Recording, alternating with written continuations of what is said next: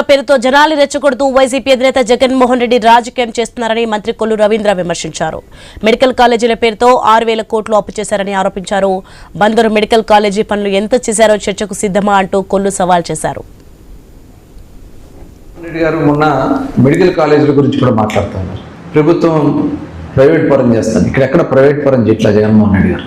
మీరు చేసినటువంటి తప్పిదాలని సరిచేస్తూ ఇవాళ మెడికల్ కాలేజీ ఈ రాష్ట్రంలో 22 మెడికల్ కాలేజీలు తెచ్చినటువంటి ఘనత గౌరవ ముఖ్యమంత్రి చంద్రబాబు నాయుడు గారు. ఆర్భాటంగా 17 కాలేజీలు అని చెప్పి ఒక్క కాలేజీ కూడా సంపూర్ణంగా పూర్తి చేశారో చెప్పాలని నేను కోరుతా ఉన్నా. మా మచిలీపట్నంలో మెడికల్ కాలేజ్ ఉంది, రండి చూపిద్దాం. 35% వరకు కూడా జరగనటువంటి కాలేజీని కంటిన్యూ చేశాం. ఇవాళ కనీసం పునాదుల మీద కూడా లేని కాలేజీల పరిస్థితి ఏంటో చెప్పాలని జగన్మోహన్ రెడ్డి గారు నేను అడుగుతా ఉన్నాను. మెడికల్ కాలేజీని అడ్డం పెట్టుకుని 6,000 కోట్ల రూపాయలు అప్పులు చేసింది వాస్తవం కాదని మేము అడుగుతా ఉన్నాం జగన్మోహన్ రెడ్డి గారు. ఆ డబ్బులన్నీ ఏం చేశారు మీరు? దీనికి సమాధానం చెప్పాలి జగన్మోహన్ రెడ్డి గారు.